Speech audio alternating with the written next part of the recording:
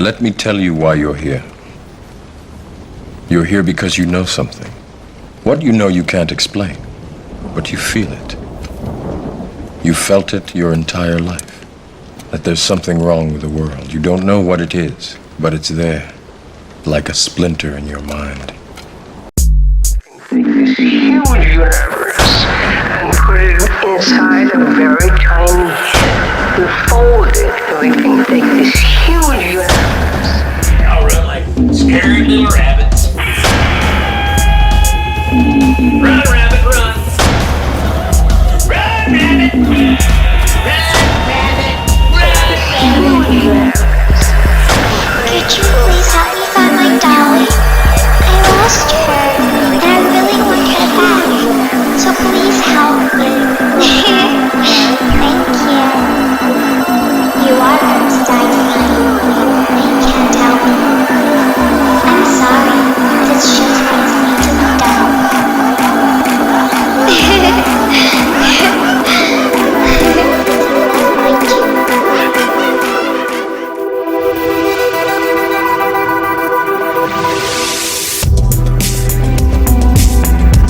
Have you ever seen The Matrix?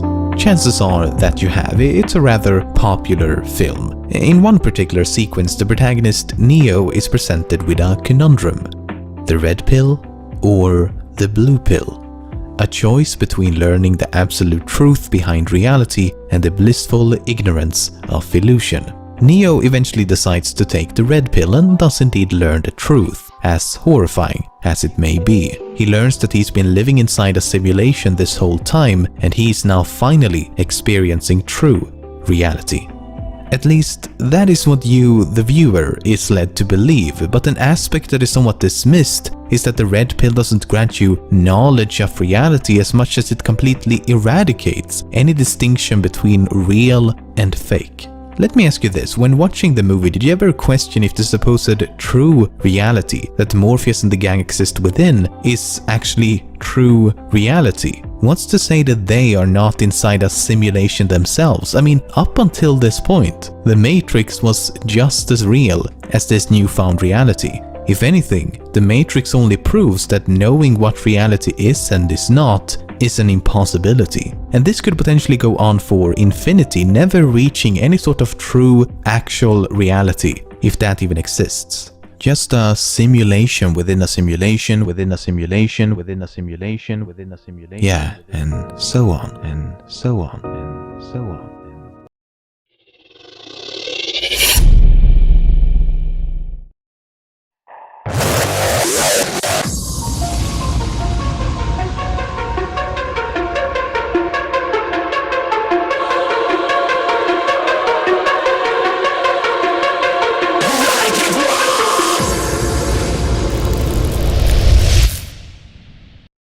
Tonight's topic is the universe a computer simulation?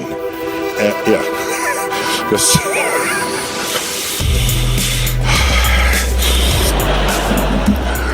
Do you want it to be a computer simulation? I mean, this topic is we're gonna, it's, you'll see. We've got some highly thoughtful, talented, respected people to weigh in on this. I will introduce them individually, and then we will start the panel. By the way, unlike most debates you might have heard about or read about, where there's point, counterpoint, and an argument is presented and attacked, that's not what's going to happen here. We're using the word debate loosely. Think of yourself as eavesdropping on scientists at a breakout room in a conference on this topic. So we'll all be sort of arguing with one another, and you're listening in. That's really what's going on here. And you get to see how scientists think. You get to see how arguments are contested. You get to see how resolution arrives, if it arrives at all. So afterwards, we will have a brief time for question and answer before we adjourn before 9 o'clock Eastern time zone, Eastern Daylight Time. So join me in welcoming my first panelist this evening. He is a professor of philosophy at New York University, where he's also director of the Center for Mind, Brain, and Consciousness, David Chalmers. David, come on out. Hey, looking forward to this. Thank you.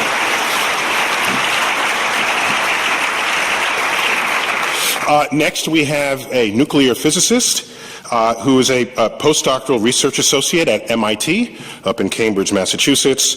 And let's give a warm welcome to Zohore Davoudi. Zohore.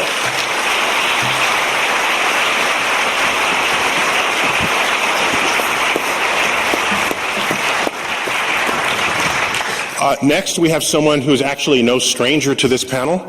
This may be his third visit to it. In part, the topic of this year was selected because he brought it up like a couple of years ago. And I said, man, we could do a whole subject on that alone. Let's give a warm welcome back to James Sylvester Gates.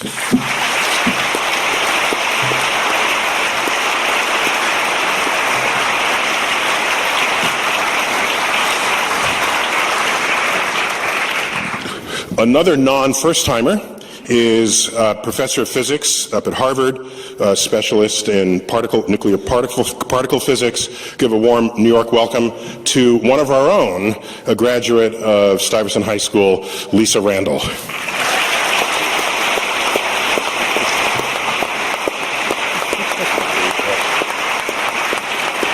There's a friend and colleague, an astrophysicist, also from MIT, who's done some deep thinking about this very subject and has even written a book on the topic. Let's give a warm New York welcome to Max Tegmark. Max.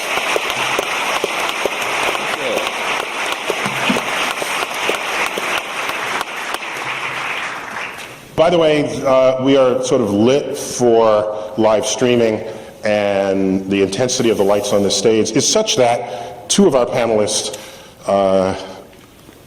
I think they just want to look cool, but they said they need to wear sunglasses for this event, and that's cool. Later on, I might join you. I brought my pair with me as well. If I'm feeling cool, I might do just that.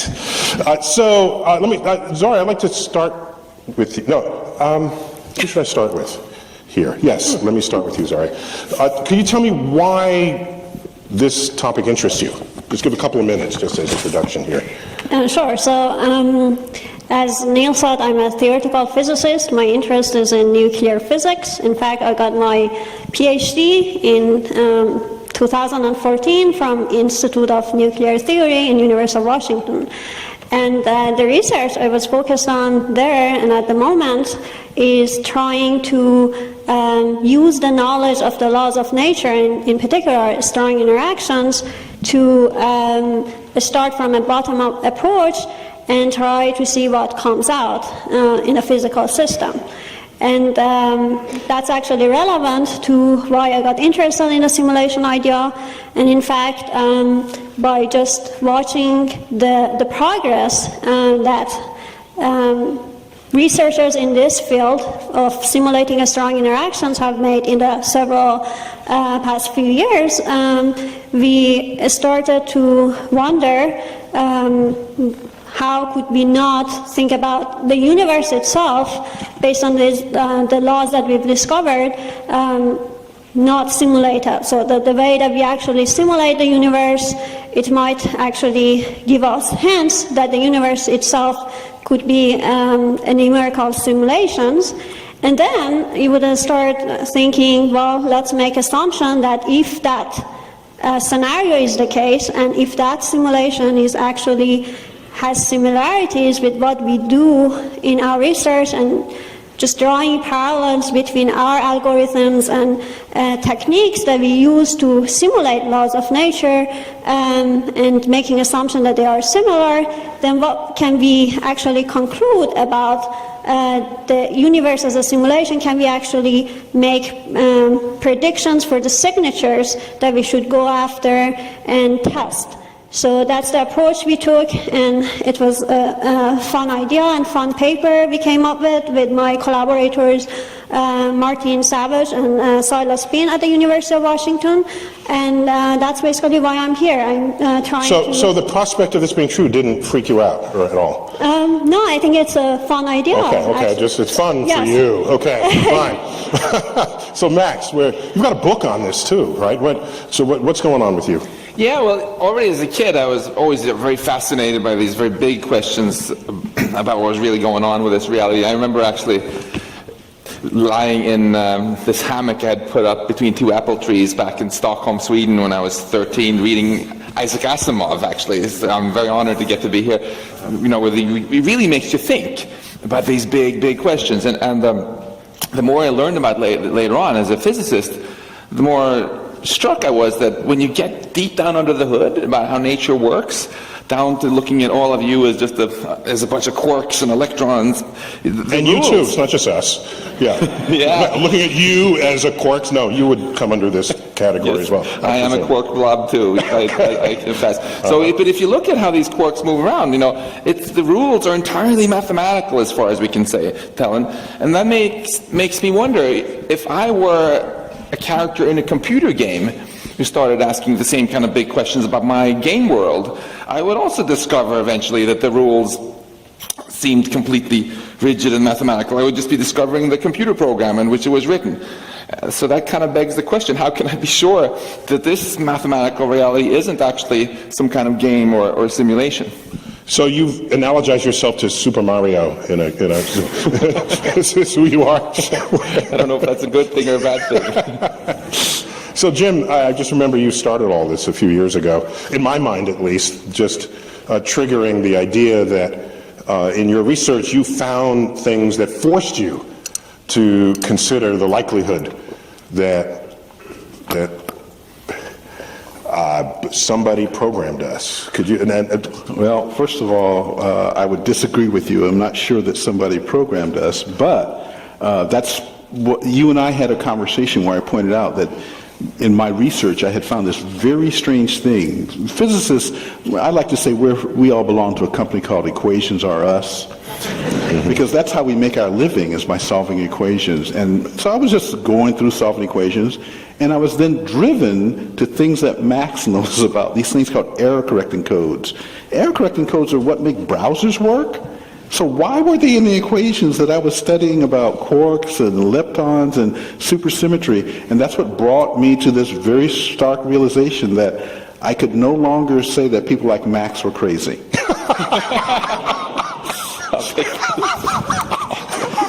Or, stated another way, if you study physics long enough, you too can become crazy. It's a corollary to that idea, yeah. And I'm also a science fiction fan, like Max, who talked about his encounter with Asimov. I was reading at age 8 as opposed to 13, sir. Snapped! Got off the slow start. I was reading at age 8 a science fiction book by an author named Paul French. And some people in the audience might know that's a pseudonym for Isaac Asimov. Oh. So science fiction drove me into science in some sense. And then now in my 65th year of life, I find out I have to make friends with Max and people like that. So Lisa, I kind of brought you on the panel because I knew you're a rationalist in all this. And so I don't know what to expect. I just needed to anchor this in somebody who I knew was not going there. So, yeah. So I actually, well, I can't say I decided to be on the panel because I think I said, "What date is it?" And they were like, "Thank you for agreeing to be on the panel." But I have to say, I'm curious not so much about the question of whether we're a simulation, because I think it's only interesting insofar as there are ways to test it, and we can come back to that, I think, very much in terms of sort of how the laws of physics operate and whether we can actually distinguish that. But I actually am very interested in why so many people think it's an interesting question, like why is the audience here, why is this because really, to first approximation, we can't really distinguish it. So I think the interesting question is, why do we feel compelled to want this to be true or even think this could be true? And how do the laws of physics operate? And are there really ways that we could eventually test whether there is something that distinguishes just a true universe. But I should say, like, if the universe is a simulation, I don't understand why it gave me a cold today. Okay. And so my voice might go. But I also think sometimes, like, some of the ridiculous things in the universe, and think why would that be part of the simulation? And I realized if I was doing a simulation, I would definitely put those things in. So, so there you go. Okay, well, thank you for that. Now, we couldn't have a panel without a philosopher, David. We needed some philosophical... I know how you love philosophers, Neil. I'm on record for some comments about philosophers that got him a little ticked off. But anyhow, so David, what do you philosophers have been at this for a while, yourself included. So how do you see all of this happening or fitting in to the worldview? Well, philosophers like to ask the big questions about the world, the foundational questions, and this is one of them, you know. Actually, I blame Isaac Asimov for all this, at least in my case. I got into thinking about these big questions. When I was a kid, I read just about everything that Asimov was writing, not just the science fiction, but the science fact, the history, the detective novels. I read the multiple volumes of his autobiography, but throughout Asimov's work, this was a guy that was just interested in the big questions about the nature of reality at all levels. And that ultimately drove me to think about questions about consciousness and the mind, which I could approach as a philosopher, because philosophy allows you to kind of step back and say, what is the science here telling us? But this question about the simulation corresponds to another of the great questions of philosophy, which is basically, how do we know anything about the external world at all? And René Descartes said, how do you know you're not being fooled by an evil genius into having an impression of this world around us, even though none of it really exists? Well, the contemporary version of that question is, how do you know you're not in a simulation like the Matrix, in which case, allegedly, none of this really exists? And to me, that question is just extremely interesting, because it seems nothing we could know could rule out the hypothesis that we're in a simulation. But you also want to think about what follows. Some people think if we're in a simulation, then none of this is real. I think if you adopt the kind of perspective which, say, Max was suggesting a second ago, where the universe is all mathematical or informational, this allows us to reorient our attitude to this question, saying, okay, maybe we're in a simulation, but if we are, all this is perfectly real, because all the information is there in the simulation, all the math is there, all the structure is there in the simulation. So I'd say, well, maybe we're in a simulation, maybe we're not, but if we are, hey, it's not so bad. If I do this, you feel that? Yeah. Okay, so that's real. That was a real punch, yeah. So Jorge, let me ask you, I see you coming to this almost from the most pragmatic side. You've done experiments with your colleagues, or you've had hypotheses with your colleagues. Could you just detail for me where you landed in one of those papers that you guys published? Sure. So what we did is not actually doing the experiment. We proposed that experiments could go and look for the signs of a possible underlying simulation for the universe. And the reason we thought about this, as I said, is because we've been simulating strong interactions, which means that instead of just looking at the larger structures, we start from the underlying degrees of freedom of our theory, the quark gluons that we understand, and there are very simple laws governing the interactions among these particles. However, when you think about all these complex systems of atomic nuclei and larger systems in the universe, the ordinary matter in our universe, it all emerges from those simple fundamental building blocks and these interactions. So we've been trying to just input those simple mathematical structure with a few degrees of freedom, these quarks and gluons, and then see how these, for example, atomic nuclei emerge from these simulations. So you're building the universe from the ground up. Exactly. So, but what are the limitations? We don't have infinite computational resources. We have very large supercomputers in the national labs, for example, that we can compute these interactions, basically, and build up these systems. However, we are still limited, and the reason is that if you're interested in simulating the universe, and you don't know what the size is, it could be finite or infinite. However, we are limited to a finite size. On the other hand, if you think about even a finite size, there are infinite numbers of points in this finite size that you have to simulate to get the physics right. However, we are not capable of inputting infinite number of information in our computers. Also, we want the simulations to be quantum, which means that there is not just one single path of evolution from one point to the other. There are infinite number of paths.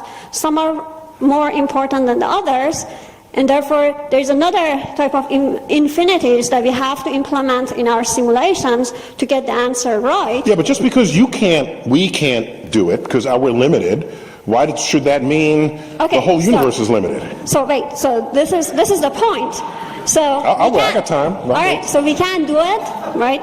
And then based on the assumption that if there is an underlying simulation for the universe that has this problem, that has the problem of finite computational resources, just as we do, then what happens? Then the laws of nature, the quantum mechanics, and whatever interactions that are going on has to be put on a finite set of space-time points in a finite volume, and then just a finite number of quantum mechanical paths to a process can be evaluated. So these are the assumptions. So if the simulator of the universe, in whatever form it is, has just finite computational resource and not infinite, then is limited to simulate the universe in this kind of limited scenario, just as we do.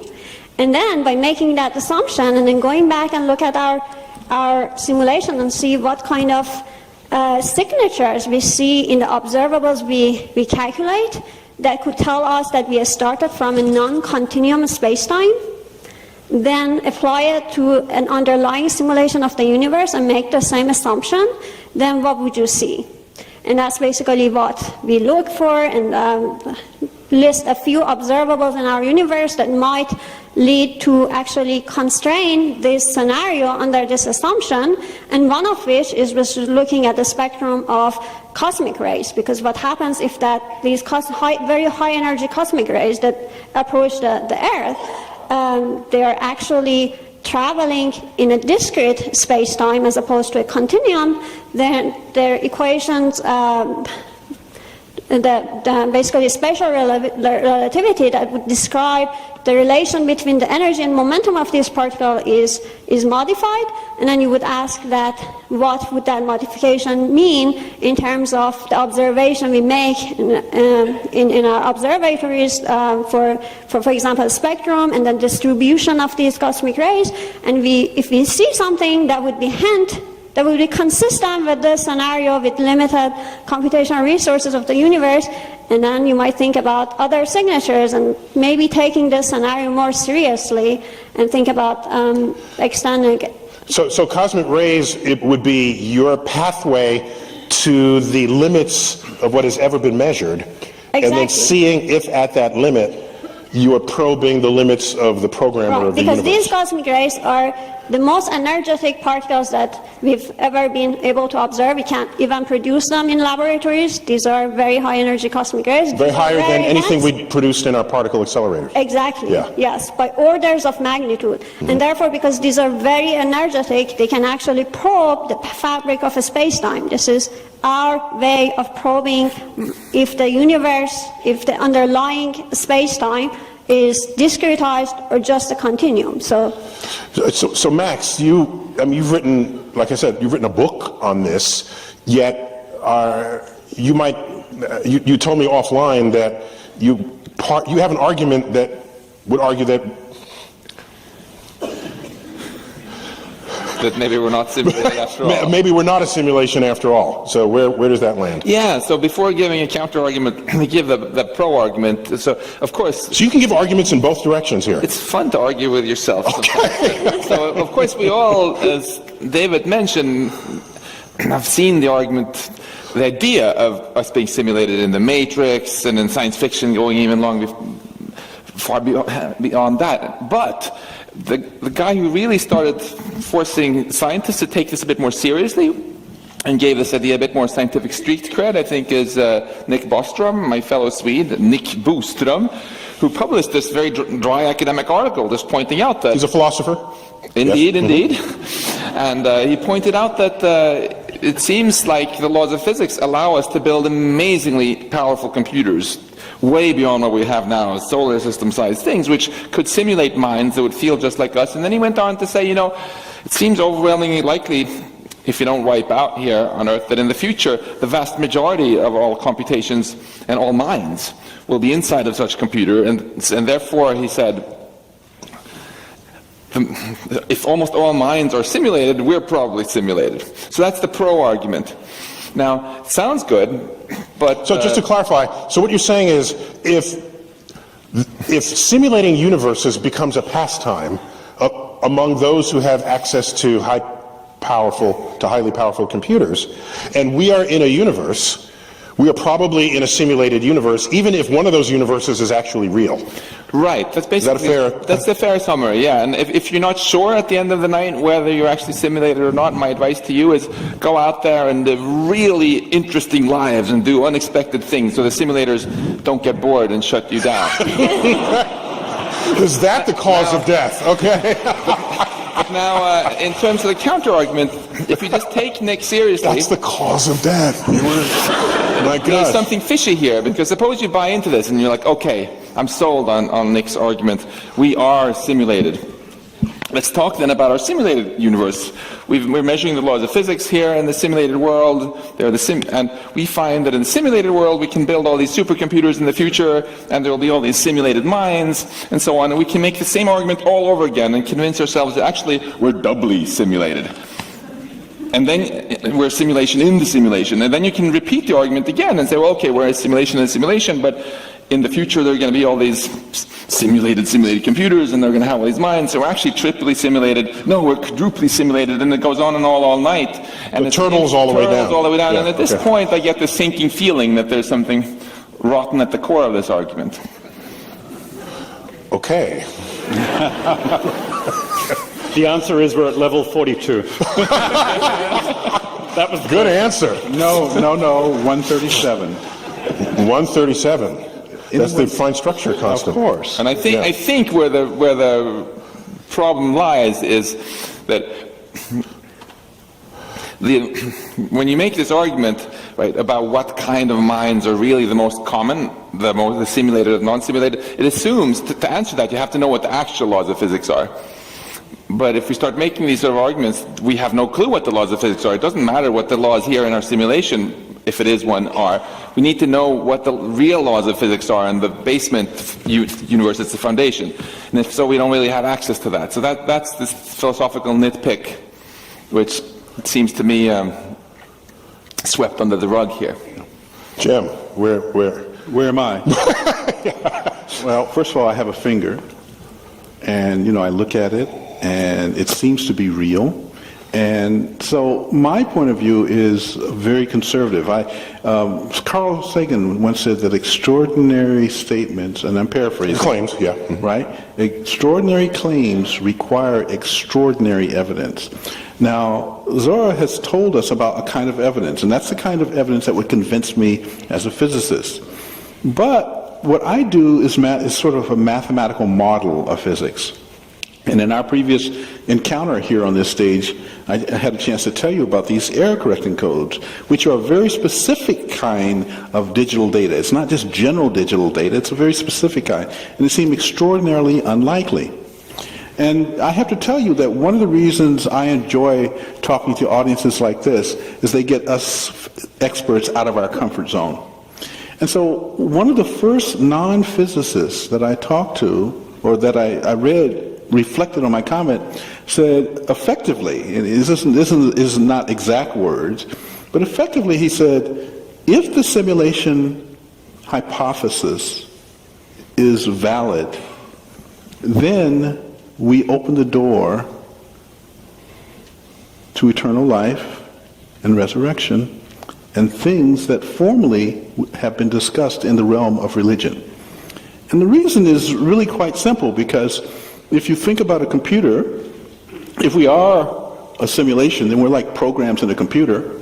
As long as I have a computer that's not damaged, I can always rerun the program, right? And so if you really believe that we are in a simulation, and there's some structure that runs that simulation, unless something damages that structure, then we can be repurposed.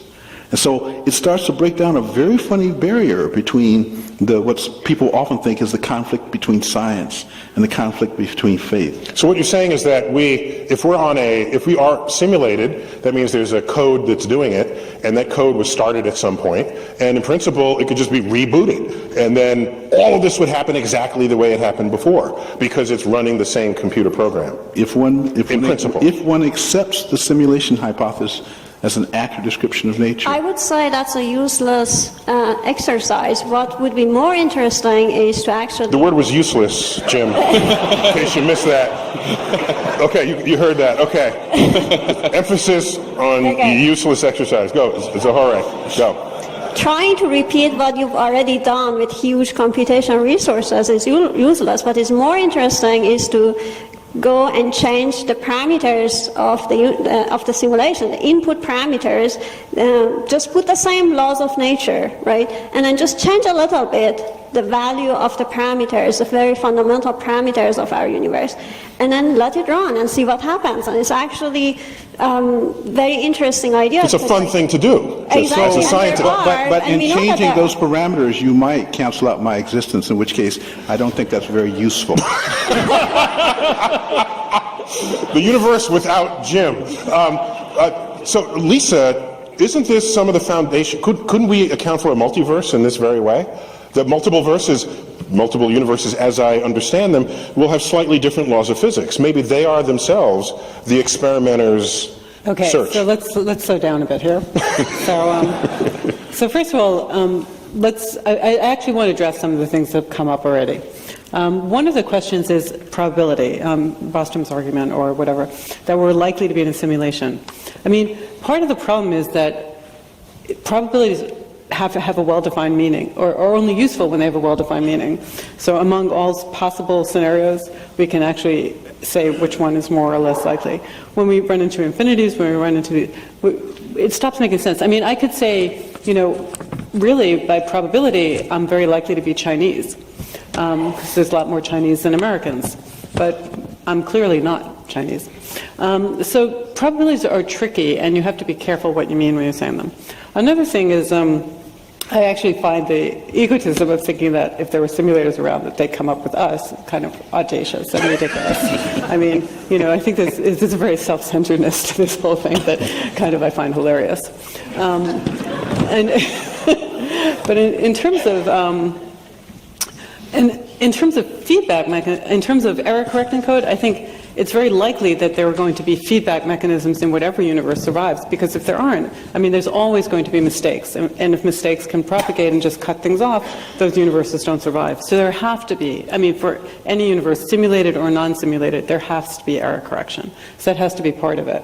Right, that assumes that the programmer makes the same kind of programming that is susceptible to programming errors and programming bugs that we are. It's not even intentional. It could be just that the computer itself is subject to error. I mean, it's only firing things somewhat randomly. I mean, ultimately, there's uncertainty in everything. Nothing is created perfectly. Quantum uncertainty. So can I jump in here? Because she's raised, in fact, I think an incredible point about this.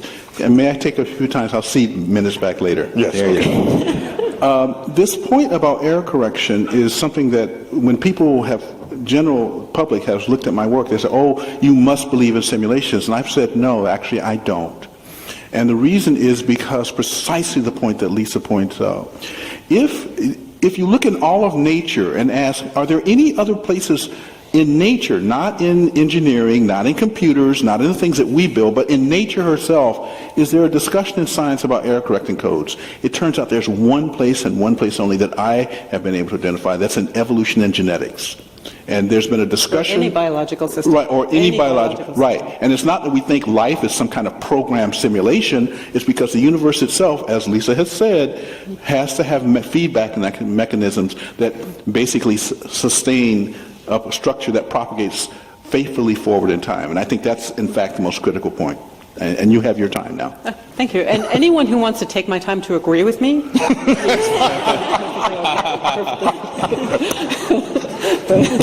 but as far as the multiverse theory goes, so we have to be careful what we mean by that. I mean, at some underlying level, we still think it's physics in action. Now, what might change in different universes? We might actually have different forces. We might actually have different strengths of interactions, the kind of thing that gets simulated. I mean, we simulate strong interactions the way that we're described. Just to be clear, strong interactions are the forces that bind atomic nuclei. And so protons. Yeah, you have protons that are the same charge that are sitting right next to one another in a nucleus, and how's that even possible when we were taught that like charges repel? So there's got to be a really strong force down there holding them together, and there is a really strong force. It's called the strong force. Okay, so go on. Which is strong. Yeah, that's right. Okay. So just to be clear. So, and there can be different possibilities for what these parameters can be. It's still underlying, you still believe that there's the laws of physics that are operating. So the question, so it's not a simulation. It's just, it's in principle possible that there are universes we don't communicate with that are so far away, we'll never send a signal, they'll never send a signal. So for all intents and purposes, there just are different universes. That doesn't mean they're simulated, it just means they're different from ours and they can have different properties. To really distinguish a simulation, you really do have to see just our whole notion of the laws of physics breaking down, or some of the fundamental underlying properties. So it would be extremely interesting to look for the kind of violations of Lorentz invariance that were discussed earlier, or things like quantum entanglement no longer holding, not because of interaction with the environment, but just this computer just couldn't keep track of stuff. So the stuff that gets a lot of the simulation idea, to simulate the universe, you need the computational power of the universe. So all of the simulations are based on the idea that there are some approximations that we don't see, that you have to be able to hide them. So so what we're really looking for is the breakdown of the assumption that those approximations are valid. But David, what do your philosophical circles say about proposing an experiment that might falsify these ideas? Look, I don't think you're going to get conclusive experimental proof that we're certainly not going to get conclusive experimental proof that you're not in a simulation. I suppose we could get some kind of very strong... Well, why not? You just declared something. Why can't a clever person come along and... Because any evidence that we could ever get could be simulated. That's basically the reason. I'm sorry. Maybe... Okay, so if I find evidence that we're not simulated, the great simulator... They could have just planted that for you. Put that in. Yeah, they're one step ahead. However... Okay, maybe we're done. We probably could get pretty strong evidence that we are simulated. If someone wrote up in the sky, sorry guys, the stars suddenly rearranged themselves into, sorry guys, it's all a giant simulation, and then they took over the internet. Except it would be in Chinese to get the most number of people to... Very good. Then we'd probably have pretty good reason to think we're in a simulation, either that or the weirdest non-simulated universe that anyone ever imagined. So I'm not sure, for a philosopher anyway, it's not fundamentally a matter of experimental proof. It's cool. I really like Zori's experimental evidence that we're in a simulation, but I think around here it's really important to make a distinction. There's a hypothesis that we're in a simulation, and there's a hypothesis that the universe is computational. Those are closely related. If we're in a simulation, the universe is fundamentally computational. But it's not true that this universe is fundamentally computational, we're necessarily in a simulation. Because the simulation hypothesis is a combination of two things. That's an official thing, the simulation hypothesis. Yeah. The simulation hypothesis is we're in a computer simulation. A computer simulation is a computation that was created by someone for a purpose. So basically the simulation hypothesis is that computation hypothesis plus something else about someone who created it. And around here is where you might be able to get all theological and say, okay, well, it's a naturalistic version of a God hypothesis. But anyway, so my worry about Zohri's stuff, which is really cool, it's really evidence for the much weaker hypothesis that the universe is some form of discrete computation, and it's completely neutral on the question of whether this is actually a simulation in the sense of something with which intent is created by a simulator. So Max, do you mind if I call you Mario from now on? Because if you're Mario in the computer game. Starts with MA, so I guess I get grateful for the 2 letters I get, yeah? I imagine Mario, someone coming into a Mario game and calculating how high he jumps and how fast he runs and coming up with the laws of physics of the game and possibly then questioning why is it that and not something else, perhaps. And so is there, fine, but why would that allow someone in the game to have any understanding of what's outside the game? Yeah, that's a really deep and good question.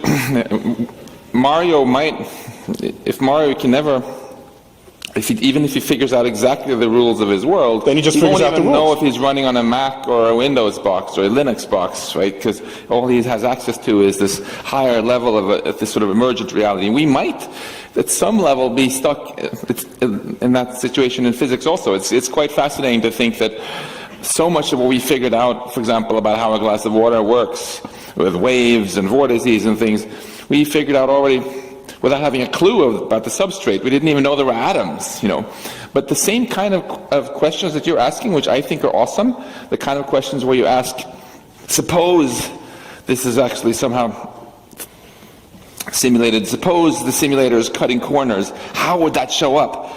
Actually, it has been incredibly useful in the past. If you imagine going back 200 years and trying to simulate this water as an infinitely continuous liquid where there's a pressure and a density that has to be defined with infinitely many decimal places and infinitely many points, that sounds horrible to simulate. So maybe whoever did that cut corners, maybe there's the smallest kind of chunk of object, let's call it atom or something. You can figure out then what are the kind of departures from this simplified continuous physics that I'm guilty of teaching my undergrads at MIT about this morning, and you would figure out, wait, there's this one little thing which is different. A few hours ago from Cambridge. Thank you for coming in for Brownian motion, that things should jiggle around in a sort of weird way, and Einstein found that, got the Nobel Prize for it partly, and I think that the sort of thing you're doing is awesome. Look for corner-cutting evidence. I suspect that whether we're simulated or not, there are a lot of things that are wrong about what we assume today. I am very skeptical that we really have a continuous space that can be stretched infinitely many times. It seems like some sort of simplification that we came up because it was easier to do the math. But do you ever ask why should that be the case? Why do we need a discretized universe? I mean, if you put away the simulation hypothesis or a computational hypothesis, why should we even think about a discretized universe? Why not continuum? So this is an important. I don't want to call it a problem in physics, but a reality of physics, that our macroscopic world looks continuous to us, and that has a certain simplicity of modeling. And then as you get smaller and smaller and smaller, it's no longer continuous. And it's discrete, which may be easier to calculate than being able to be divisible all the way down to an infinitesimally small bit. Because now you need that much bigger a computer to do it. By the way, you know something that none of us actually know. This is actually a real question, whether space is discrete at really small scale. Well, we run into this problem when we do flyovers in the Hayden Planetarium. We have a data set for a planetary surface, let's say Mars. And you're at a given distance, and from that distance you can see Olympus Mons, the biggest mountain around, and Valles Marineris, and you say, fine, now I want to get closer. Well, to get closer and have more information come to you, you have to swap in a higher resolution map. And we try to do that continuously so you don't realize that. So you keep doing this, and then you reach a point where we don't have more resolution to give you. So we actually hold you back so you don't go closer. But if you did, all of a sudden you see these discretized pixels of the Martian surface. And that's basically because we don't have the data. We're not there. It doesn't exist for us. So anyone who's used one of these virtual reality devices like the Oculus Rift knows there's something called the screen door effect. It's like you can see, if you look closely enough, you can see the pixels. So it's not a perfect simulation. So I guess really what Zoria is doing is saying, well, we can get empirical evidence for a screen door effect in real physics.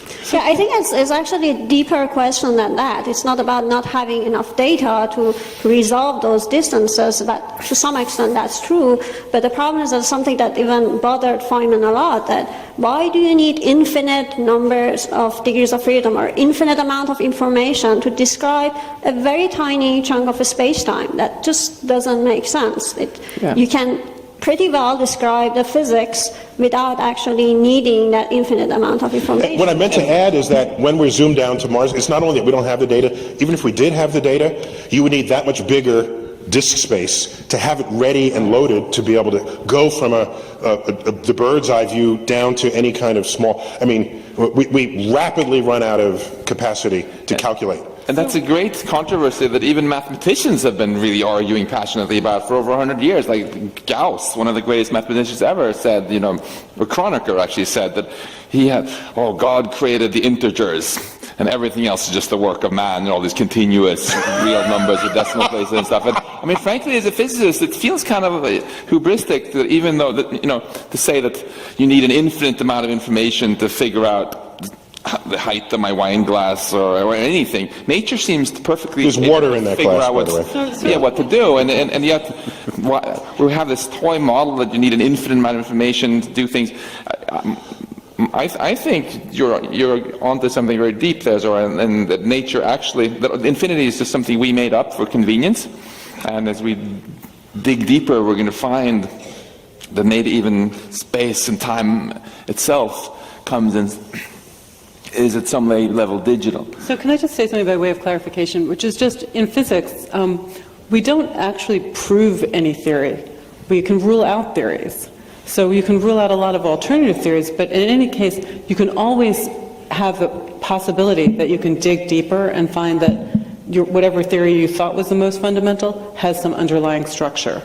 And so that's why all the physics we've done works. That's why we really don't need to have an infinite amount of information at any time, because we don't have access to an infinite amount of information.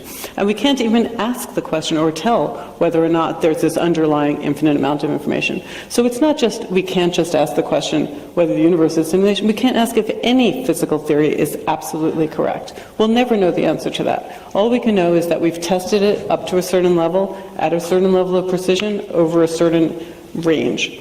And so these questions all come within, and that's why I can describe this glass of water without knowing about atoms, because I wasn't doing an experiment where the effects of the atoms became manifest.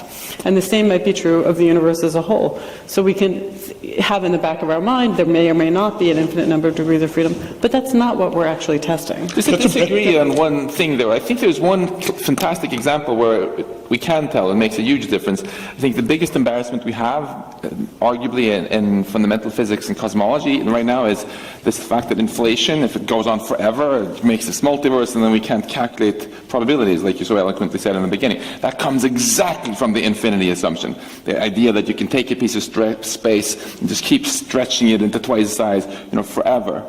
So well, it I doesn't think have we to be should question infinite. that. It could just be a large number. It could be 10 to the 500. I mean, it doesn't really matter if we say it's infinite or we just say it's a lot. But you can calculate probabilities as long as it never gets infinite. It's exactly the infinity that kind of... So he's cool with 10 to the 500 is what he's saying. Which seems like a really big... I know. That like equals infinity to me, I think. But that's exactly the point. That's exactly the point. Jim, is there any functional difference at all between admitting that we live in a computer simulation and saying that that's basically a secular God? What's the difference? Well, first of all, I've decided my name should be Morpheus, not Jim. Okay. Well, I'm Mario. Nice to meet you, Morpheus. Morpheus. Exactly. Yes. You have to see the movie Matrix and play video games to follow this conversation at this moment. But Morpheus. But as I said, for non-scientists, because I'm going to make this partition, I think for non-scientists, an acceptance of the simulation hypothesis as an accurate view of our universe is equivalent, I believe, to the notion of a deity. I don't understand how for a non-scientist you can make that distinction. For a scientist, however, we are rather secular. The definition of science is actually a secular definition. And in fact, it's the definition that comes to us from Galileo. Einstein quotes Galileo as being the father of all science because Galileo, and this is Einstein's words, drums into us that contemplation alone, without observation of nature, is totally useless in trying to come up with an accurate figure of nature. So it's the ability of us, our human ability to observe the universe that actually defines science. So if you can't give me something that I can observe, I don't know how to do science. Okay, so what you're saying is that if in fact there is a programmer who would be philosophically equivalent to a creator, and you can't observe them, they're just outside the realm of science. I think that's a definition. David, you have to be defined by that. Well, I think there's a theological reading, if you like, to the simulation hypothesis. It says all this was created. But what's interesting is that at the same time, it can be seen as a kind of a naturalistic theology, a naturalistic hypothesis from the point of view. Is that the first time the phrase has ever been uttered? A naturalistic theology? I think it's out there already. Oh, it's out there. Okay, good. All right. Simulation theology. You heard it first. Simulation theology is the coolest kind of naturalistic theology. From the point of view of actually, there's a book in 1750, or who was it? Yeah, David Hume was into. No. There was. Who's the fellow who wrote the book? Natural Theology, and there's a book with that very title. Yeah. But not natural simulation, or simulated theology. If you think about it from the point of view of the simulated, I mean, we in this universe can create simulated worlds, and there's nothing remotely spooky about that. You know, people are already doing it with virtual reality and The Sims and Second Life and whatever. This is just a far more sophisticated version of that. So we just need to move that picture to the next universe up and say, hey, maybe that's what's happening to us. So we got a creator, but our creator isn't especially spooky. It's just some teenage hacker in the next universe up. Mom's calling him into dinner. You know. Working in the basement, yeah? So I think you can be led to at least entertain this idea by perfectly naturalistic ideas, as, say, Nick Bostrom was, and say, okay, maybe this is the kind of theology which even someone who's got no sympathy for spooks and gods and ghosts needs to object to. So that's an interesting point, because we don't think of ourselves as deities when we program Mario, even though we have all power over how high Mario jumps, because that's a line in the code. So, you're right, you just take it up a few notches. There's no reason to presume they're all-powerful other than just they fully control everying we do, say. It could be they're all-powerful. I got into this from watching my 5-year-old nephew playing with one version of The Sims or Sim Life or something. He'd make a whole town, he'd build up the buildings and get the trees and the jungles and the creatures, and then he'd say, now comes the good part. And he'd send down fires and floods. And so it's like, finally I understand the God of the Old Testament. So you're saying because it is true in our world, we have fires and floods. I played one of those Sims, Sim City, because I'm a city kid, and the early low-res simulation, and there's a feature. You build up you need money. You're mayor of a city, and you construct buildings, and you need the schools and the fire departments, and then every now and then Godzilla stomps through your city, and you say, well, that's not real. I'm trying to be real, but then it's kind of real in the sense that some major disaster you will confront, like Hurricane Sandy or 9/11. Now you've got to redistribute resources. So I look at our real world, and these things actually do happen. So are they just trying to mess with us? Is that? Well, the way I think about it, I mean, who knows whether there's actually a simulator who's actually doing any of this. But if you do take the simulation hypothesis seriously, it's got a couple of elements of a traditional God. This person could be all-knowing about our universe, could be all-powerful. The one thing which is probably missing is wisdom and benevolence. And, if there's a simulator, I refuse to worship you. You may be out there, but you have not established yourself as being worthy of worship. Right, because they're all-powerful, all-knowing, but not all good. Give him a break. There's no reason to think they're all Cut good. him some slack. He's only 5 years old. You better be maturing one of these days. Zohore. I think there is a big danger in trying to compare our idea of simulation with what comes in computer games, but we're talking, at least in my point of view, and I think a physicist's point of view, what calls the simulation is you just input the laws of physics, and the nature and universe emerges. You don't actually try to make it look like it's something going on. You don't try to the same way as with the computer games. You don't interfere with what you've created. You just input something that is very fundamental and just let it go, just as our universe. So I think like there deism. I think if you take In other words, you set the laws into motion and let the universe unfold however those laws prescribe. Because a priori, you don't know what happens, because the universe is complex. The laws of physics are simple, but you don't know what kind of complexities you should expect.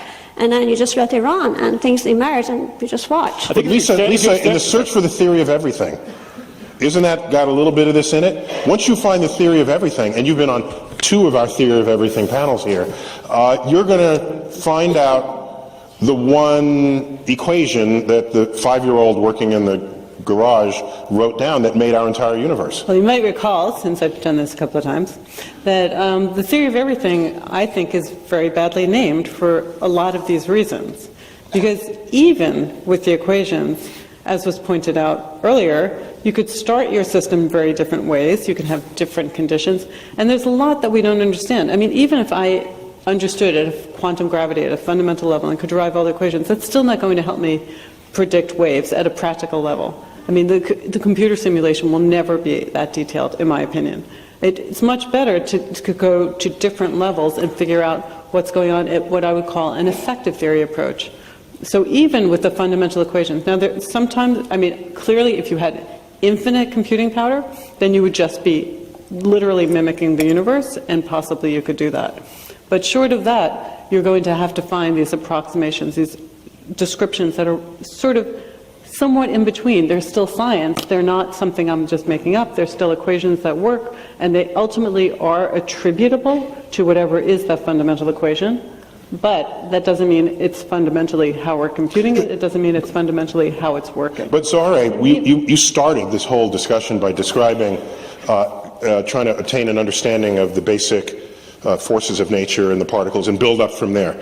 But isn't there surely a gap between what you know drives the behavior of individual particles and what might be emergent features in a macroscopic system? Isn't that true with the gas laws? We learned gas laws in first week of chemistry, but I don't know that you can get the macroscopic gas laws by knowing every single particle at every single instant. I don't know that they're fully reducible to that. So can you admit the possibility that there are gaps and that there's emergent phenomena so starting at the very basic level won't get you there? Is that possible? I do admit to that, and it is in fact a okay, gap good. in our... Thank you. Admit to it.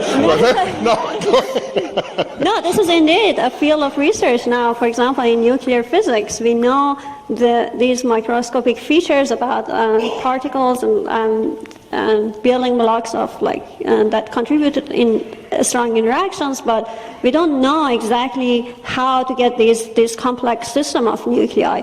So, and we have very good microscopic and phenomenological models to describe all these larger scale phenomena, but we still don't know how to get them from this phenomenon. So that's what, as physicists, have to... If you could do it, I mean, if you had infinite computing power, in principle, you could actually see a system that exhibited the gas laws. The question is whether we as scientists would call them deriving the gas laws. It wouldn't be a very useful description. It would mean that we'd have to have these enormous computations every time to do it, rather than solve an equation that, as you know... Oh, so I never heard that before. You're assuming that if, in fact, we could compute the behavior of every single particle in a gas, that out of that would emerge the macroscopic gas laws. Well, it would behave according to the gas laws. That doesn't mean that you would okay, that's confident. So what you're saying is it's not emergent, because I'm intrigued. Which of you mentioned the water? Emergent means it emerges from the fundamental laws. Because we understood to a very high degree fluid dynamics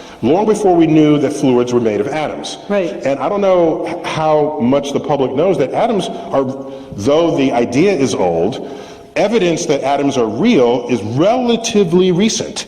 And even as recently as the year 1900, it was still kind of not sure.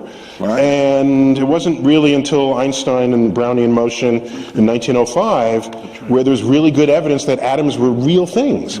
Yet we had full understanding of fluid dynamics in any way that mattered for us. But I think we also now can derive fluid dynamics from the atomic description in certain cases. Not all of fluid dynamics, but some of the properties of condensed matter physics we can derive. Okay, I'm glad to hear that. So we're still talking about reducible things. They're two separate things that we mustn't conflate. On one hand, I think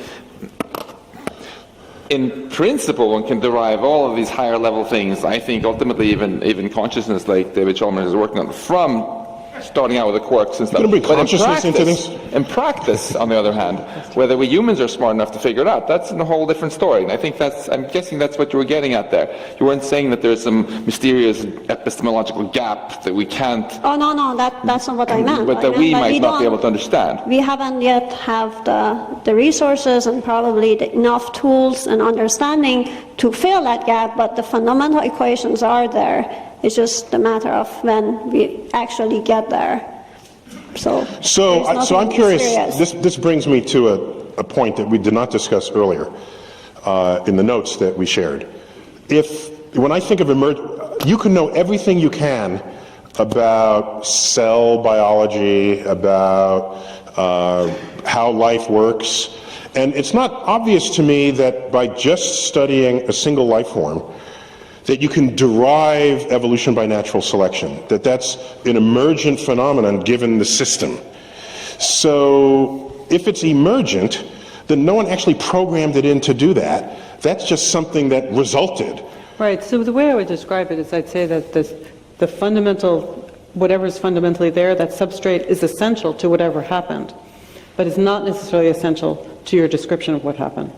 And so the laws are following from this, but it's not giving an explanation. So I can note that there's atoms, but it doesn't help me predict what will happen when I throw a ball. I mean, in principle, I could probably figure it out based on that, put it all together, but it won't help me. It's so inefficient.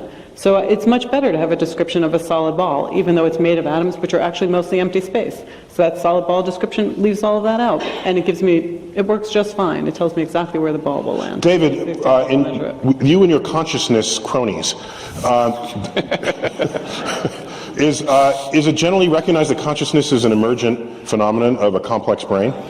Yeah, well, this word emergence is kind of a word that people use to cover a huge variety of sins. I mean, sometimes I think it's a kind of a magic word we use to make ourselves feel comfortable with things we don't really understand. You say, it's emergent.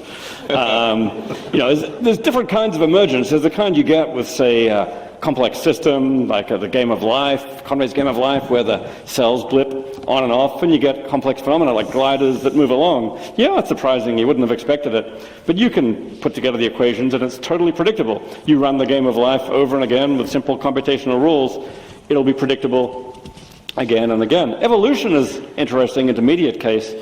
Maybe given the laws of physics and certain initial conditions, you can run them again and again. I don't know, maybe it'll turn out evolution arises 60% of the time. If so, that's incredibly cool, and then that ought to be explainable in principle. Now for consciousness, people sometimes say consciousness is emergent, but there's a gap there of a kind that we haven't even begun to close in the gap of consciousness. People can tell stories about life, people can tell stories about evolution. No one's even begun to tell a story that enables you to predict the existence of consciousness from any number, any amount of underlying physical dynamics. It explains the behavior, it explains how we walk, how we talk, but why that should actually feel like something from the first-person point of view, that is emergent in a much stronger sense.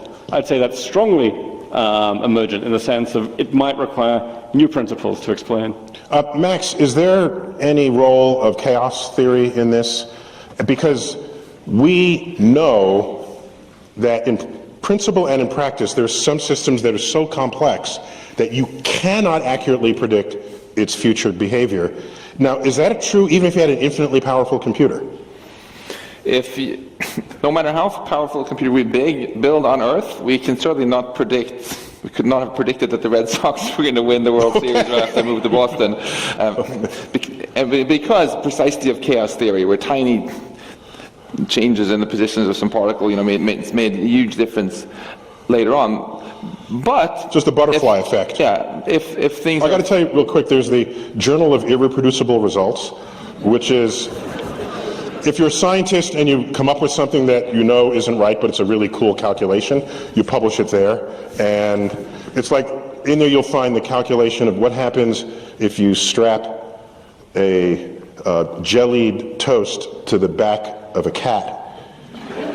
Since toast always lands jelly side down, and cats always land on their feet, what would happen if this dropped, okay? And so in the paper they hypothesized that the cat falls and then hovers over the ground. So it's stupid fun calculations. One of them was, sorry for this interlude, but one of them was, there was some major storm system that happened that hit the east coast of the United States, and someone said, "We found the butterfly that caused this." And it's like they killed it and it was on display.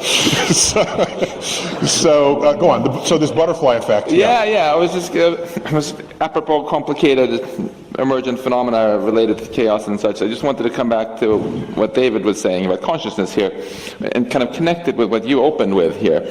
How can we test with scientific methods these ideas of whether we're simulated or not, or at least update our odds in one way or the other? I think one thing that's great to do is what you're doing, again, looking for this evidence of the simulator cutting corners to make the simulation easier to run. I think another thing we should do is, if you want to test this computation hypothesis that everything is a computation or that everything is mathematical, we should look precisely at the things where we're the most clueless right now about how we would actually describe it mathematically. And I can't think of anything we're more clueless about right now than consciousness. And try our very best to see if we can bring also that in under the tent of things that we can describe with math. And if we fail spectacularly on that and can realize why, we'll see, wow, our universe is not mathematical. Boom, done. Death to the simulation hypothesis. Whereas, if you and your cronies, as we're told what they're called, succeed, that would, I think, be a big boost for the simulation hypothesis. And there are people who are pursuing the idea, as you know, that consciousness is fundamentally about information processing in the right way. When information, for example, is integrated in just the right way, maybe you get a kind of consciousness. That's still a very controversial idea and a lot that it doesn't explain. But if something like that is right, it goes very naturally, at least, with the simulation hypothesis, because it's very natural to suppose that in a simulation there could be all that information being integrated and giving you consciousness. Certain other views just say, for example, consciousness requires a certain very specific intrinsic property, like a certain specific biology. Then there could be a simulation of the whole universe, but if it didn't have that biology, then no consciousness. It would just be a world of unfeeling zombies, unfeeling physical dynamics. So it really makes a difference. How do you ever show that something can't be described mathematically? You'd have to believe that you understood fundamentally what the degrees of freedom are. So you might just have the wrong description. I mean, even in physics, we know classic examples where people thought certain things were impossible until just a new law of physics was discovered. I mean, Darwin got the age of the world, our world, closer than the greatest physicists of the time, because Darwin just looked around and Kelvin thought he knew the laws of physics and he didn't get them right. So I don't see how you're ever going to be able to show that something has no mathematical description. Wait, Max, you're big on the mathematical concept here. What you're saying is everything is mathematics. And if everything is mathematics, then everything is programmable. That's right. And so I think, as in answer to Lisa's question, David put it very well in the beginning. In physics, we aren't ever able to really prove that something is true. The only people who prove stuff are mathematicians. But if David and Giulio Tononi and Christoph Koch and others succeed in this endeavor to try to actually explain consciousness mathematically, it wouldn't prove the things are purely mathematical, but it would certainly be yet the great boost. Because if you just go back, let's go back to Galileo again. We were eulogizing him earlier, right, for his great insights. And when he wrote that our universe is a grand book written in the language of mathematics, that was 400 years ago. And because he was so impressed that things moved in parabolas and things like this. he had no clue why oranges were orange and hazelnuts were hard and some things were soft. That seemed like it was beyond what you could do with math. Then we got Maxwell's equations, the Schrödinger equation, the standard model of particle physics, and more has been explained by math. I think Galileo would be really impressed if he were on stage. So it's really cool to look at what are the things left. I'll invite him next time. Failed Yeah. on. Awesome. Well, you can reincarnate him and bring him on. So We'll just have to simulate him. That's what really we'll cool do. to look, okay, what's left? Like consciousness, for example, and see if we can also make some progress there. There's no better way to fail on anything, including consciousness understanding, than to tell ourselves, we know it's impossible because of some principles, so let's not try. Yeah, those aren't good scientists who behave that way. I think we have to distinguish, though, between the two claims that you can give a mathematical description of everything and you can give a complete mathematical description of everything. I mean, even consciousness, you can obviously give many mathematical descriptions of, color space has certain geometrical properties, the light, the feeling of the light is more or less intense. You can give a very rich mathematical description of it, and that's what, say, someone like Tononi is doing. But can you give an exhaustive mathematical description of it? Once you've given a full mathematical specification of consciousness, have you understood everything about it? Or is there some further nature, like the redness of the red or the blueness of the blue? What Max is saying is that previous frontiers in that question were ultimately breached when enough smart people came along to figure it out. So whatever's our state of mind today, it would be unwise to suggest that it somehow transcends any access that the future of math might. And at some level, we don't have an exhaustive description of anything, because we understand that there can always be something more fundamental, something we haven't seen yet. agree. In fact, the very word atom in the Greek means indivisible. Yeah. So, with that, But while how long did that last? Yeah. While we have been all bowing at the altar of mathematics, a number of us are aware of this result by Gödel called the incompleteness theorem, and it even says that in some sense mathematics is incomplete. There are things in mathematics that you cannot prove. That's what the theorems say. And so we as humans, I think... In fact, Gödel proved it. Yes. Yeah, right. He proved it. That's exactly right. He proved it. Gödel proved that math cannot be proven. That's right. Yeah. If it's consistent. Right, if it's consistent. In defense of our universe here, there's Somebody's got to defend our universe, so go ahead. standing up for our universe, there's absolutely no evidence that our universe is inconsistent or that mathematics is inconsistent. Gödel said that we humans, we cannot prove ever that mathematics is consistent. We cannot prove that it's impossible to prove that 1 equals 2. But I think that's probably more of a reflection of our own of the limitations that thinking beings have, rather than our universe has some kind of identity crisis. Our universe seems to know exactly what it's doing. It doesn't seem very inconsistent, except when I watch presidential debates. Oh boy, I'm not going there. But Max, that was precisely my point, that maybe what we're talking about is in fact part of our limitations, not limitations on the universe. But, in science it's very funny because the way we do science, when I give public talks, I like to say, if you look at a family in their house, you might be an anthropologist and record what they do, and they turn the appliances off and on, and you might come up with some big record book of this. But then, when everybody's out of the house, you might just go to the house and watch how it behaves. The thermostats go up and down, and maybe you have a timer that does other things. And so the house has a set of rules for operating when you're not there. And in some sense, in science, that's what we're kind of doing. And when we do this kind of split between science, non-science, in some sense, we're talking about how the universe behaves as if we could take our consciousness outside of the universe. And that's a very subtle point to appreciate. And so maybe what this whole discussion has been about is actually just our limitations. So we're all stupid, is what you're saying. Yeah. Actually, the universe made us very clever, at least most of us. So Jim, I got to ask you something. Your discoveries of the sort of checks, error-correcting code within the laws of physics themselves at the depths that you're researching them what I wonder is, we live in the age of IT, of information technology, so we all have a certain fluency. So it's in our brains to think that way at some level.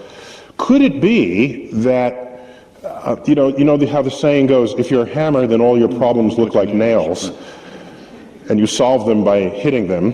If now we are in an IT revolution and you're finding IT solutions to your problems, maybe it's just the fad of the moment, and you're forcing a solution that is either not real or there's a better one awaiting in a revolution that is yet to occur. Sure. So the last time I was here, I actually misspoke. I used the name of Shannon when I meant Hamming code instead. So first, let me correct that for this wonderful audience. Error correction in action. That's right. Error correction in action. Absolutely.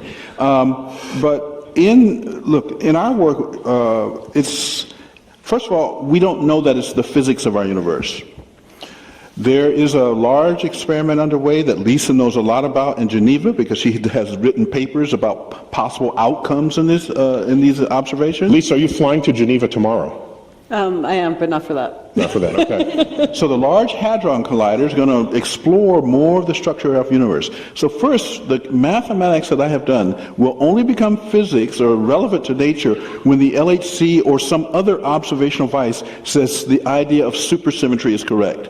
Then it will kick in. So that's a big if. There are lots of physicists who don't believe the universe will be supersymmetric, in which case all I've done is an interesting mathematical fairy tale. So supersymmetric proposes a whole other regime of particles that are counterparts to the particles we've come to know and love? Correct. Okay, and they're yet to be discovered, but they could be describing a whole other parallel reality awaiting our discovery. But even that, I just want to clarify, we may or may not find evidence at the Large Hadron Collider, which is what's being discussed. But that doesn't even mean that supersymmetry doesn't exist. It means that we can't find the evidence at the scales that we can probe. Exactly. So it could be that there is some fundamental symmetry, and it's broken at such a high scale that we cannot access any of the evidence of it.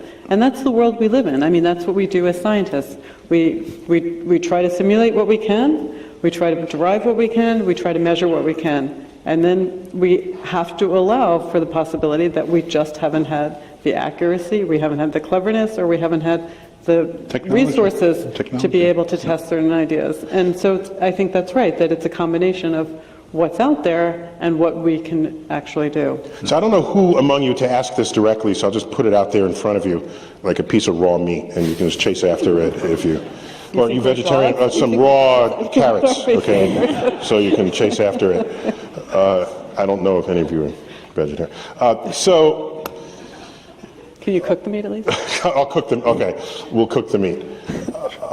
My question is, I remember Physics 101, and then 102, and 201, and 202, and as you learn the laws of physics, every now and then something pops up that's just kind of weird. All right? You learn Maxwell's equations, which describes the behavior of electromagnetic radiation, the behavior of light. And they're really beautiful, except there's an asymmetry in there. There's you can have particles that have electric fields like electrons, but you don't have isolated particles that are their own magnetic fields. There's always a plus and a minus stuck together. So they're not symmetric that way in the equations. And it's like you cringe when you see that, because part of us wants some beauty and symmetry to the universe if it is, we're holding it in we're holding very, very high expectations for what we want to find. And then you go back to the early universe and you find out that 1 out of 100 million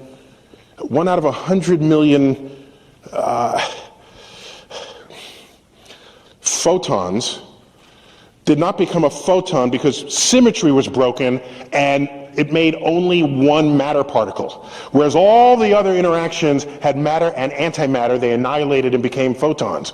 And we are made of this 1 in 100 million stuff that's left over. Something broke in the early universe. And I ask you, why aren't these bugs in the program that we're dealing with? So I'm going to actually answer that. You got an answer for that. Very cool. Very cool. So it's definitely not a bug in the program, because in both these cases, the underlying laws actually do exhibit symmetry. As Jim knows really well, that it has to do, if in our description of electromagnetism, you have electrically charged particles. There's an alternative description where the fundamental particles would be magnetic. That's not the universe we find ourselves in. So a lot of the symmetry is broken by the actual state of the universe we live in. So it could be that the laws of nature have some underlying symmetry that gets broken at some point. So who's breaking it? Who's breaking it? The universe. The universe is breaking it. No, that's not the answer. I'm looking for a little more insight into who's breaking the laws of the universe than just the universe. Well, here's a simple example, okay? Well, just to be clear, we come up with what we say are laws, and then if we see an exception, we say that there's a case where the law is broken, and we're okay with that. Suppose I have a pencil. So, sorry, symmetries that are Suppose I broken. have a pencil standing on end. I have rotational symmetry, right? We'd like to believe that everything's rotationally symmetric. Why should one direction be different? So I have a pencil standing on it. It's going to fall down. It's going to fall down in some direction. Now, who made it fall down in that direction? No one made it fall down in that direction, but it was going to fall down in some direction. So the symmetry is broken. We didn't ask the symmetry to be broken. The fundamental laws were perfectly symmetric, but the symmetry is broken. And there's many things in the universe that are like that. The fundamental laws are symmetric, but the actual universe we live in has broken. So we can't look for weirdness, because if it is a program that's running, which came up earlier, and we all had programs that crashed, what happens if our program crashes? Do we all disappear, like instantly? What are the consequences to this being a program if someone unplugs it? If there's a bug that crashes the entire system? Is there any piece of the universe where that part of the program failed?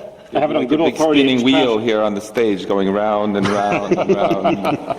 I have it on good authority. It's crashed 5 times during this panel discussion, but fortunately it rebooted perfectly, and we have no memories of it. So it's like that's just good error correction. No. So, but Neil, the point you raise, in fact, is for me one of the most uncomfortable ideas about the simulation hypothesis. That it's running on some device, and that the errors would then, how would it manifest itself? Well, in the way that I think most of us think about it, it's kind of the end of the universe. And for me, the universe that I have studied for 50 or 60 years is a kind of it's a place of mystery, but it's not a place of the fundamental kind of insane, unleashed chaos that kind of end. Now, we know that, we talk about, for example, false vacua. That's something, again, that Lisa knows a lot about, because it was pioneered largely by Sidney Coleman, a professor at Harvard, before Lisa got there. We know that these possibilities are out there, but the breaking of the symmetries are so... One thing that's really odd about this is if you don't break the symmetries, you don't get us. You don't get a universe with creatures like us in it unless you break these symmetries. And so maybe the question which is like, why did I break those symmetries? That's right. The simulation of why am I breaking those symmetries? So, the fact of our existence says something very deep about the mystery of this place we call the universe. Because the laws, the symmetric laws, they're beautiful. We write them with simple equations on 1 or 2 lines. But if those laws held exactly, we're not here. In fact, it's just a universe of photons. I think that's a very good point you bring up there.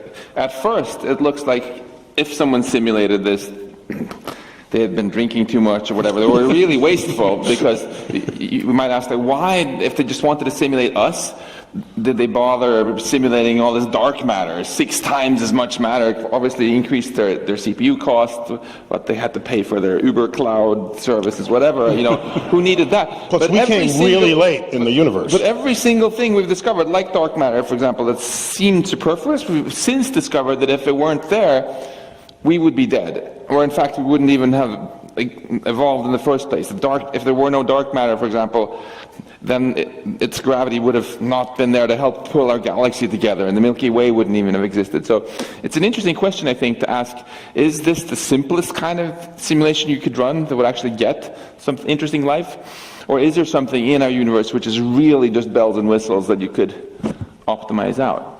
So maybe they're just running someone was doing this kid was doing a science experiment. He ran 1 million simulations overnight, and exactly one of those universes produced, broke the symmetries in the right way to produce conscious beings. And hey, here we are.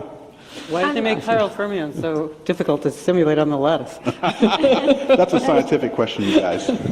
Just adding something to this, instead of just looking at the weirdness and that we observe in the universe, some maybe more fundamental question to ask, again back, we can ask why the parameters of our universe, the mass of the electron or the cosmological constant and things like that, why should they have the value they have? I mean, in terms of the simulation scenario, you can sort of start to think that this is just an input as many other input.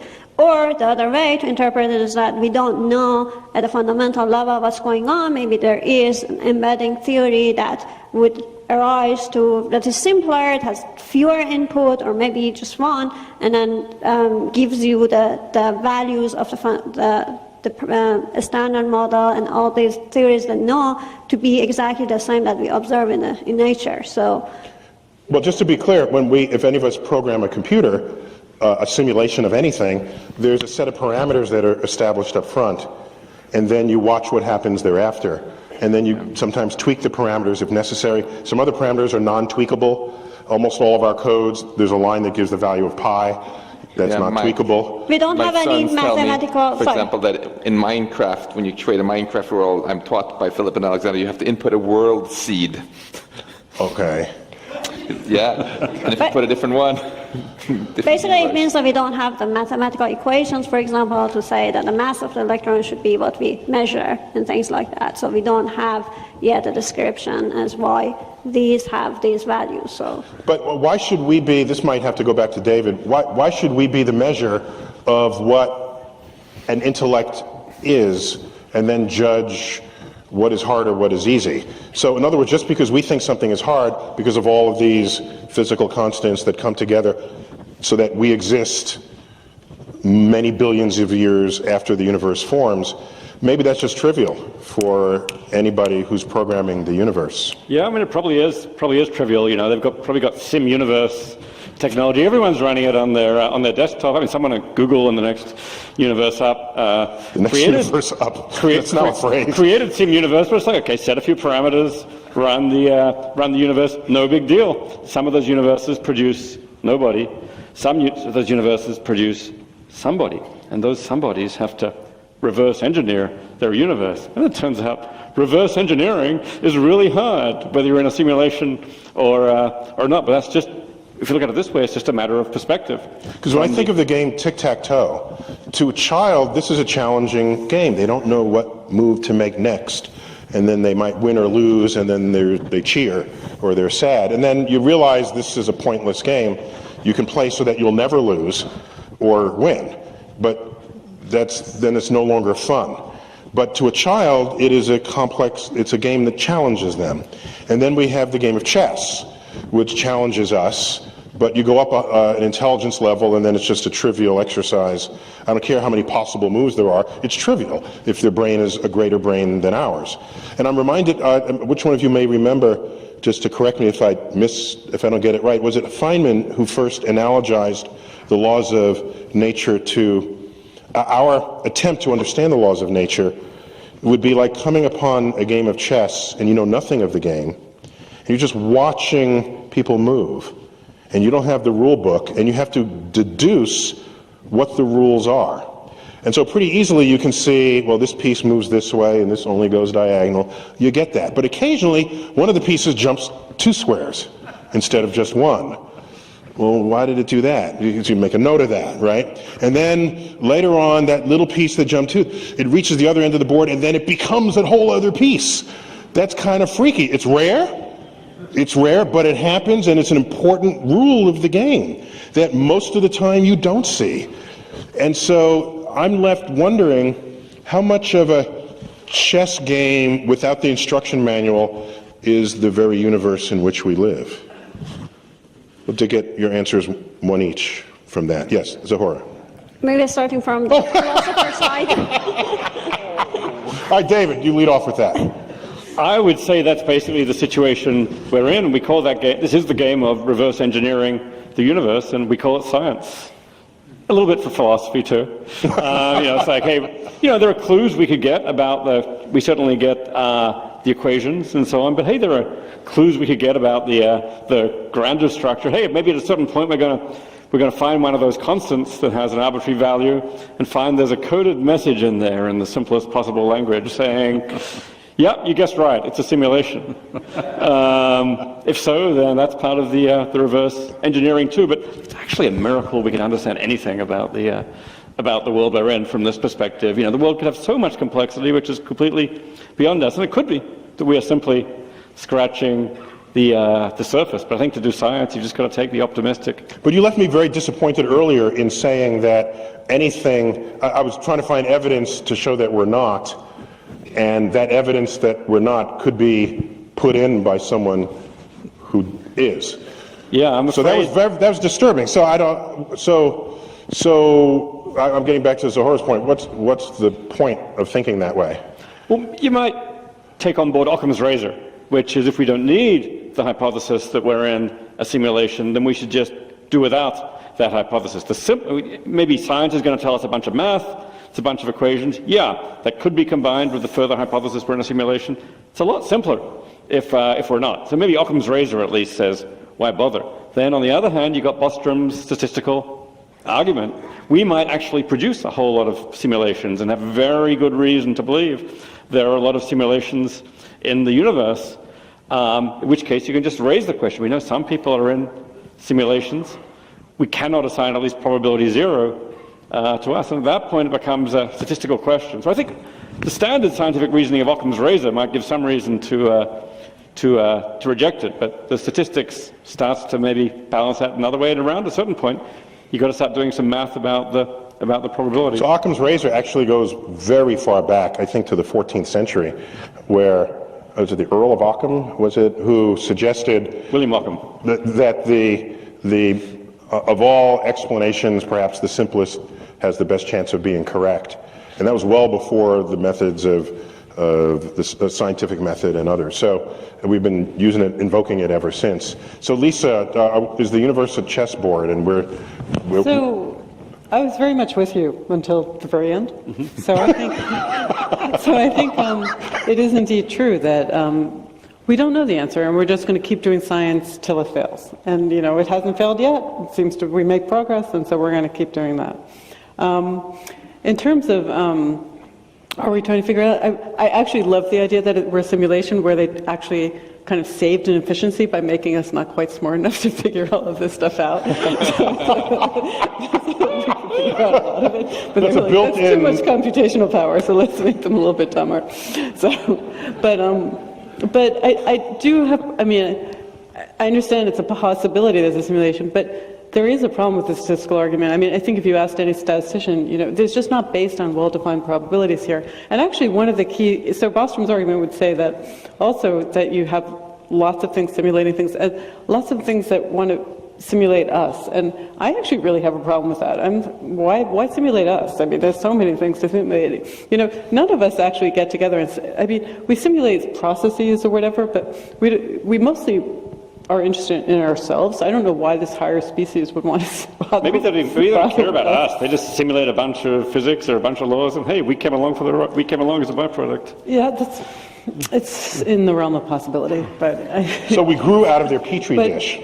But I do think that, again, ultimately what, as physicists, as scientists, we're interested in are the things that we can actually test. So to the extent that it gives us an incentive to ask interesting questions, like do we see cosmic rays at different energies or from different directions, going at slightly different speeds or anything of that nature, or do we find the laws?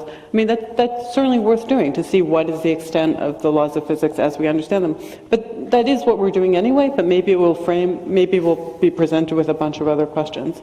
But that is, so it's a little bit of a systematic way of figuring out the chess game, because in the case of the chess game, you have many games, you can watch many games. Here we have this one universe, and we can try to make little tests within that universe to try to test laws, but those apply in those little rounds. One of the brilliant things about Galileo was he realized there's many ways to do science. There's thought experiments, observations, but he actually came up with the idea of experiments themselves. We're bringing him to the next panel. Yeah, I know. I'm so excited about it. You might be that one too. So that's just the nature of science. So I think we are trying to figure it out to the extent we can. Jim. I think you nailed it with the chess game analogy. One thing that I think that oftentimes when I talk to people is and Lisa alluded to this very well, is that a lot of people think it's all about them. They really do. They think it's all about them. They have to understand things that's somehow related to them. It's all about them. And I think that one of the things that science actually teaches us is that it's not all about us. We may be struggling with the description that we're trying to construct, but the universe doesn't care whether I understand or don't understand. The universe doesn't care whether I exist or not exist. The universe, at least as I have studied it, is, I'm going to retreat into Einstein. At the end of the day, it is an extraordinary mystery. That's the sense that I get from having studied science for now 50 years almost. That we live in this place of mystery, and we need to accept a humbleness about our efforts to go out and explain that chess game that you described. Ooh. Max? I fully agree with you that the world would be a better place if we humans could be a bit more humble. At the same time, I also feel that the very soul of physics is this audacity to look for a hidden simplicity in things. So I think the metaphor of chess is a beautiful one. We have as a goal in physics to look at this very complicated, messy seeming universe and look for a hidden simplicity, look for rules of chess which are actually simple, not the list of one Googleplex different possible things, or not just saying it's all random. And of course, we don't know yet whether there are rules that are simple enough that our human minds can understand them or not. But I'm an optimist, and I feel it's actually much healthier as scientists if we have this innate optimism. Instead of saying, well, you know, it might be they were too dumb to ever figure this out, so let's just not try. I think it's much healthier to say there is a real possibility that there is this hidden simplicity, and in fact, Galileo and Einstein and so many before us have found simplicity far beyond what their ancestors ever dreamt of, right? So let's keep looking for even more hidden simplicity. Maybe this is actually all computational or mathematical, which would be, that's in a way the ultimate audacity to hope for that, because that would mean that in principle at least, it really is possible to figure out the rules of the game. That's the attitude I like to take. Consider the possibility it is possible, and then try our very, very best to actually figure it out. Thank you, Mario, for that. And Morpheus. So, Zohore. I would like to deviate a little bit more from your question very quickly, because it didn't come up in the discussions, but I want to distinguish between the idea that we can simulate the universe as opposed to the universe being a simulation, because there are fundamental limits to our capability to actually compute things, and these are based on the physical laws that govern our universe. Basically, we can't have infinite power, the energy, the laws that govern, basically the uncertainty principle can limit the rate that we can process logical operations, and also the entropy and thermodynamic laws can limit the amount of memory that we can hold in a given amount of space-time, and things, ideas like this that were discussed by Steph Lloyd and other people. And therefore, we might not be able to actually, and there are other actually limits when you think about larger scale and expansion of the universe, whether or not you can ever causally connect to parts of the universe that is expanding, and therefore store and process those information, be able to actually re-simulate the universe that we have. So it's a different idea. I don't think that based on the physical laws of our nature, this could be possible, but that doesn't mean that our universe could not be a simulation inside another universe that has another laws of physics that doesn't actually limit the amount of computation that is required to simulate the universe. So these are two different ideas. But just to come back to your question, I think as a physicist, thinking about the simulation idea, I think it doesn't change the way I think about the science, and I do my everyday job as a scientist. I think just the notion of whether or not we're real or this is simulated, it's kind of irrelevant, because what we're observing is no different from being real or imaginary. We just go and discover things that we already don't know about the universe, the laws that we haven't discovered, but at some point maybe we find some sort of more strong evidence that could connect us to a higher level that says something about whether or not the universe is computational based, and there is something, some simulator beside us. These are the ideas that require more thinking and more thinking out of the box, I would say, at the moment, but maybe at some point in future when we have more understanding of the laws of our universe, we can have more rigorous way to go and look for those evidences and say something meaningful. At this point, I think there is no such evidence. We've just started to make assumptions by just comparing our simulations of the universe and see what would be the consequences of those kind of assumptions. But at the moment, we don't have such evidence, and it would be wrong to put a lot of focus on this idea. But it's definitely a very fun and curious idea to think about as a scientist, and therefore I think that's why I do science. I just have to alert you that she actually knows the answer to your chess question, and she's just not telling us, because you're Persian, and you Persians invented chess. Yeah, I actually played that game when I was very, very young, so it's... So she does have the answer. Let me just end before we transition to Q&A. I want to get the likelihood that you think we are in a simulation. 10% chance, 20%, what? Just give me a number. Just a number, go. I can't give you that number, I don't have any evidence. She's not authorized to divulge that information. Okay, so you give a no answer. Max? 17%. 17%? Jim? Morpheus? 1%. 1% chance. I'm going with effectively zero.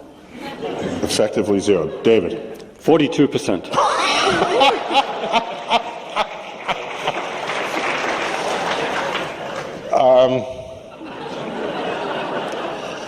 So I think the likelihood may be very high. And my evidence for it is it's a thought experiment, and it's simple. We'll just end with this reflection. And I'm elsewhere, like on YouTube, saying this, so you can check it out again later if you choose. I just think when I look at what we measure to be our own intelligence, and we tend to think highly of it. Getting back to Jim's point, there's a certain hubris just even in how we think about our relationship to the world. And it's understandable, perhaps, even in the search for intelligent life in the universe. It comes with the assumption that we will find life that also thinks we are intelligent. Well, if we look at other life forms on Earth with whom we have DNA in common, there is none that we would rank ever in the history of the fossil record, or life thriving today, that we would rank with us and our level of intelligence. So given our definitions, we're the only intelligent species there ever was, because we have poetry and philosophy and music and art. And then I thought to myself, well, if the chimpanzee has 98% identical DNA to us, pick any animal, doesn't matter, dogs, doesn't matter. Mammals have very close DNA to us. They cannot do trigonometry. Some people can't do trigonometry, certainly not these animals. So if they cannot do trigonometry, and they have such close genetic identity to us, let's take that same gap and put it beyond us, and find some life form that is that much beyond us that we are beyond the dog or the chimp. What would we look like to them? We would be drooling, blithering idiots in their presence. The smartest chimp can do maybe some sign language and stack boxes and reach a banana, put up an umbrella, like our toddlers can do. Our toddlers do that. So maybe the smartest human, you can bring Stephen Hawking forward in front of this other species, and they're chuckling because they'll say, oh, this happens to be the smartest human, because he's slightly smarter than the rest, because he can do astrophysics calculations in his head, like little Timmy over here. Oh, you're back from preschool. Oh, you just composed a symphony. That's so beautiful. Just put it on the refrigerator door. Or you just derived all the principles of math. Oh, that's cute. And so that is not a stretch to think about. And if that's the case, it is easy for me to imagine that everything in our lives is just the creation of some other entity for their entertainment. It is easy for me to think that. So whatever the likelihood is, 0%, 1%, 1742, no answer, I'm saying the day we learn that it is true, I will be the only one in the room saying, I'm not surprised. Thank you all for coming tonight, and thank the panel.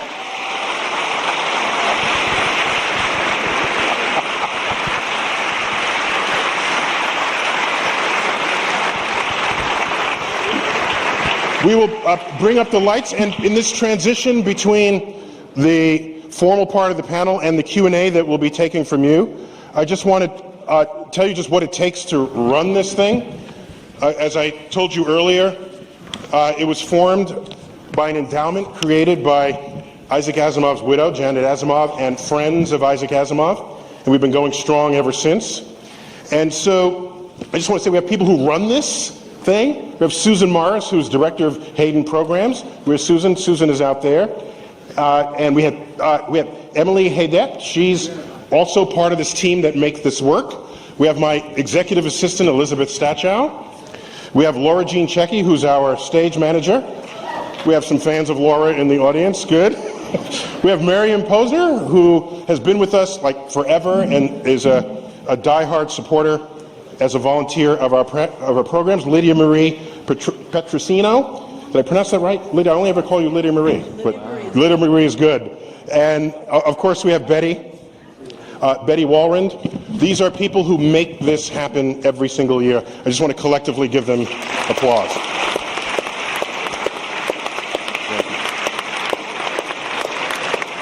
We have about 15 minutes for Q&A, so let's go straight to it. We'll go back and forth, left and right. No one will hear you unless you speak into the microphone. So let's start here. Let's go.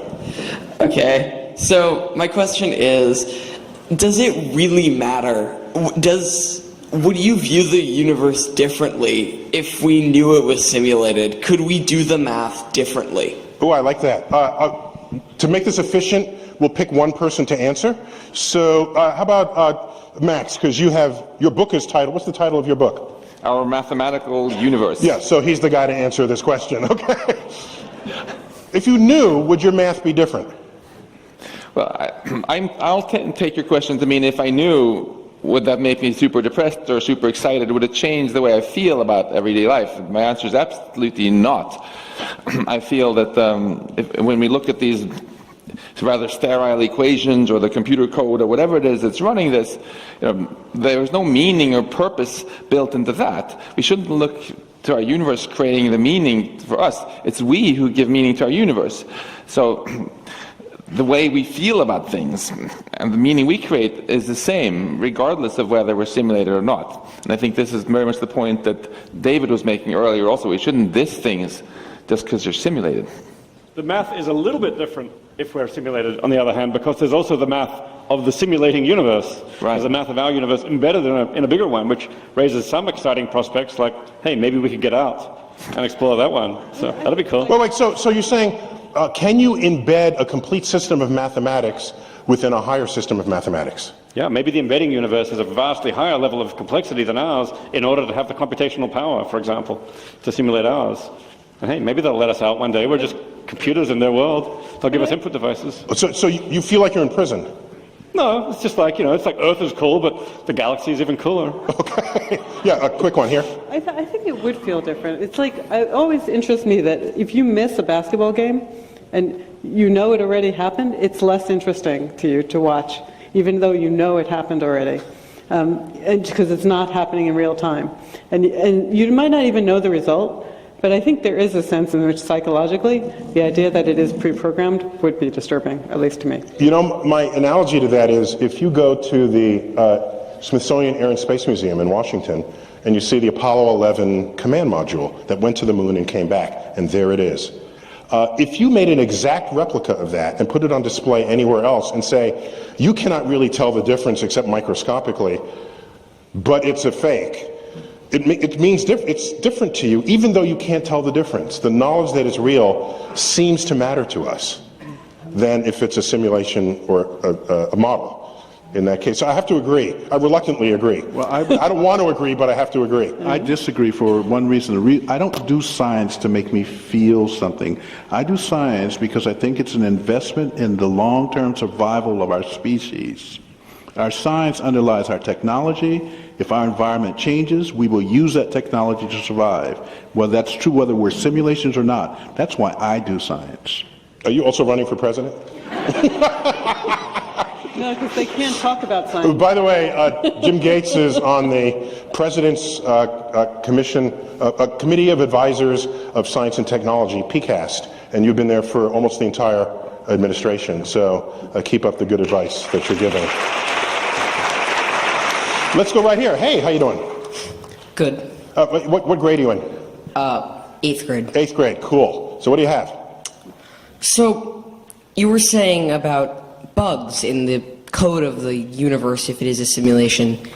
How come if it probably statistically would not be perfect, how come we have not so far seen any like corruption or glitches maybe in the far looking at like the cosmic background radiation? How have we not seen anything that just seems like it couldn't be there? That's great question. Jim, what do you got? That's an easy one to answer. Up until September of last year, we had never seen gravity waves either. The point is that our technology was not sufficient and might not be sufficient now. Okay, so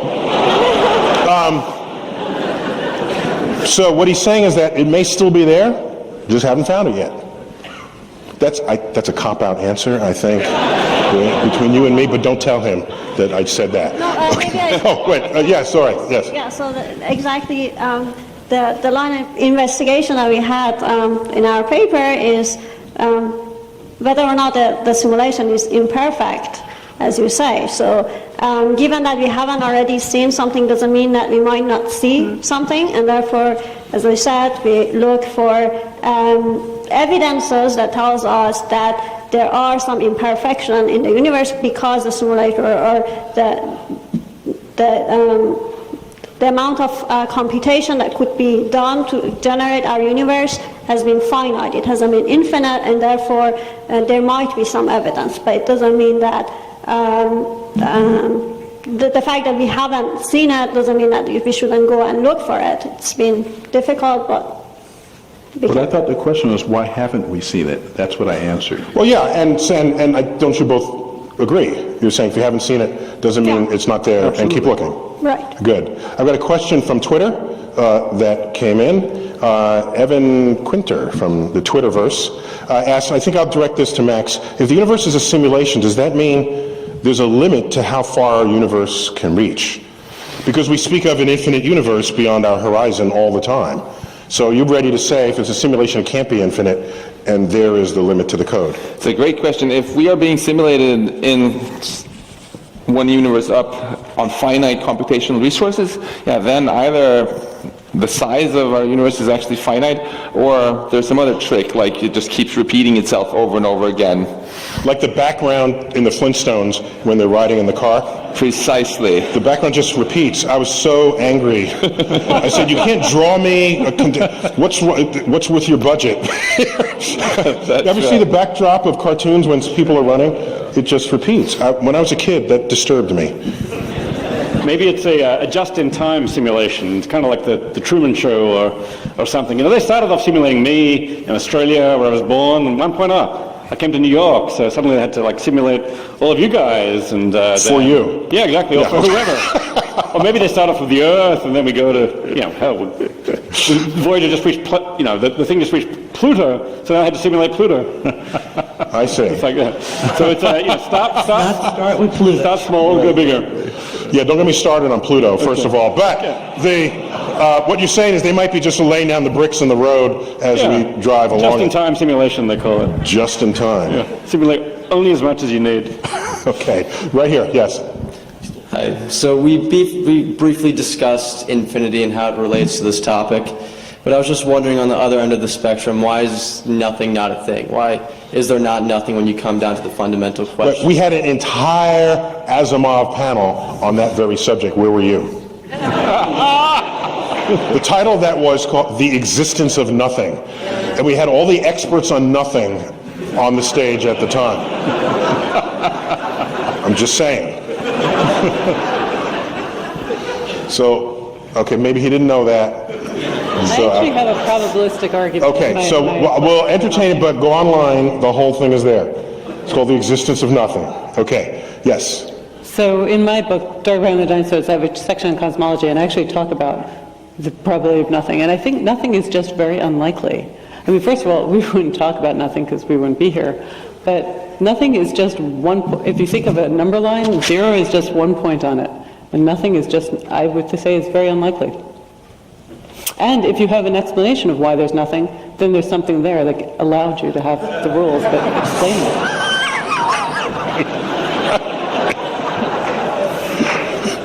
So you're saying the act of posing the question of why there's something is proof that there could not have been nothing?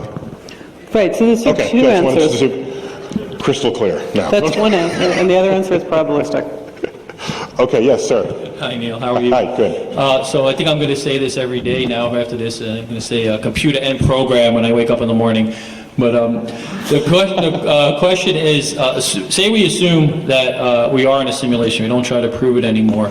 Would it be possible to come up with equations, knowing what we know from the past, to predict what inputs might be in the future, assuming that this is an original idea and it's not an input from the programmer, and we're not, on a holodeck within a holodeck within a holodeck? You think that would be possible and maybe escape the simulation? David, what do you have? Well, I think, we're probably stuck for now with the laws of the actual simulation, of the simulated universe. If it's a perfect simulation, we're not going to be able to do better than that. We're not going to get information about the character of the simulating universe. Now, if it's a buggy simulation, or if it's interactive simulation, if they're sending messages down here in the way that God was supposed to, and so on, then all bets are off. All I can say is, so far, I've not seen evidence that we could use to make predictions. Hey, well, tomorrow the simulators are going to, call the whole thing off. So all we can do there is speculate, as far as I can tell. If Zore's work pans out, maybe we'll suddenly have a lot more evidence. And I want to add that at the end of the day, we are living in this universe, so we are constrained by the laws of this universe. So the concept of escaping from this universe doesn't seem logical to me, because we are bound to be evolving according to the laws of this universe, and not something beyond that. Plus, if other universes have slightly different laws of physics, I don't want to be the first to visit them. Send something else there and we'll figure it out. We only have time for a couple more questions, one of which I'm going to take from our Twitter list. But let's go right here, sir. Yes. Sorry, no, I tend to disagree with your conclusion about the universe simulation percentage, and more agree with Lisa's 0%. Here's why. Using your chessboard analogy, yes, there are 64 pieces on a chessboard. You can assign numbers to each piece. There's 64 squares. 64 squares, yeah. Right. And you can assign values, numerical values to the chess pieces, and then use computers to see into the number of plies, 3, 4, 5, and then run the simulation, and you get the end result, see who's going to win, and so forth. However, just look at the humans on this earth. We have 7 billion people now on earth, and even we can mathematically model one person. When we have interactions of each other, we have interactions of more than each other, because every action there's a reaction, and then we have 7 billion people. So, the result is going to be totally unpredictable. In fact, it doesn't look too good, because, the Earth with its limited resources and the Earth population growing, at a logarithmic, the rate, it's exponential the conclusion, rate. Yeah. Exponential rate. Yeah. It's going to be, one conclusion, and that is, the result is not going to be good. So, but it may be that these multiple interactions that transcend our native ability to compute are no different from the tic-tac-toe game being played by the 5-year-old. we're just too stupid to know. Well, that's true. But, That's right. But again, when you look at the complexity and try to mathematically model 7 billion people's characteristics. Yeah, we can't do it because we just have human Absolutely. brains. Thank you very much. Yeah, sure. Forgive the rest of the people online. The last question is going to have to be from our Twitter stream here. And this one I'm going to send to Lisa. Lisa, you will take us out with your answer to this question. This is from Ashley Canino. Is dark matter, there are multiple ways you could probably get to this, but let me say it as it's written. Is dark matter transparent or simply rules of the game, a computational structure, like an operating system? And think of dark matter and dark energy, these permeating elements of the universe that we don't understand at all. We don't know what's causing them, but we can measure their existence. Could that be the blood of the operating system throughout the universe? So it's an interesting question, and people have asked that question. And you have to take a little bit of an Occam's razor approach here. So first of all, dark matter is indeed transparent matter. It's matter that light just goes through. There's evidence for it not because we see it, because it doesn't emit or absorb light, but because it has gravitational influence, and we can observe the gravitational influence. Now you can ask, is that because we got the laws of physics wrong and there really wasn't matter and we got the laws of physics wrong? Now, first of all, it's a lot simpler to believe this matter that we have no reason to believe shouldn't be there is there than to think we got the laws of physics wrong. Because the laws of physics work incredibly well over many distant scales. So there's no evidence that those laws of physics are wrong. But furthermore, there's more and more evidence that makes it look just like it's matter. One of the things is known as the bullet cluster or other clusters, which are really mergers of clusters of galaxies. Clusters of galaxies are bound states of many galaxies head together. And when those things go through each other, a cluster of galaxies has gas in it, it has stars, and it has dark matter. When it goes through it, you see the gas gets stuck in the middle. You can see that through X-rays. Through gravitational lensing, you can see the dark matter just pass through. It acts just like you would expect matter that's not interacting to act. It goes right through, the gas stays in the middle. Now you can try to mock up equations or some simulation or something that does that, but it looks just like matter would look. It's exactly what you would predict. Except we established earlier that we don't form our own galaxies without the existence of dark matter creating the womb in which we collect. So isn't that kind of like an operating system, enabling matter to do its thing? Well, gravity is, in some sense, the operating system, but gravity is responding to the existence of the dark matter. And dark matter does play a big role. There's more of it. It collapses. It doesn't interact with light, so it can form structures more easily than normal matter. I like that. Gravity is the operating system. Well, how about dark energy?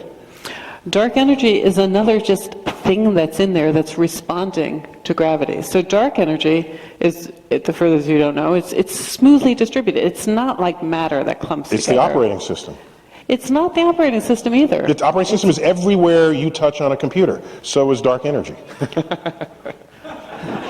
I'm just getting confused now. It's part of what I put in, at least in my initial state, and then I let the gravity equations work on it.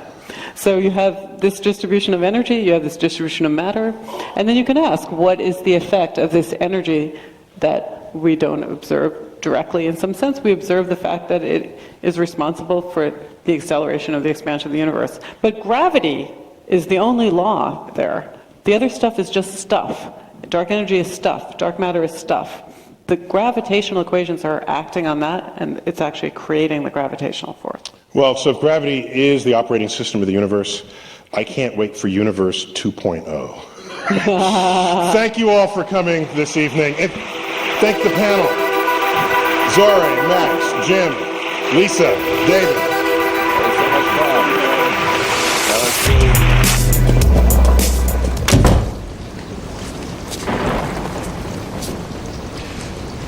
I imagine that right now you're feeling a bit like Alice.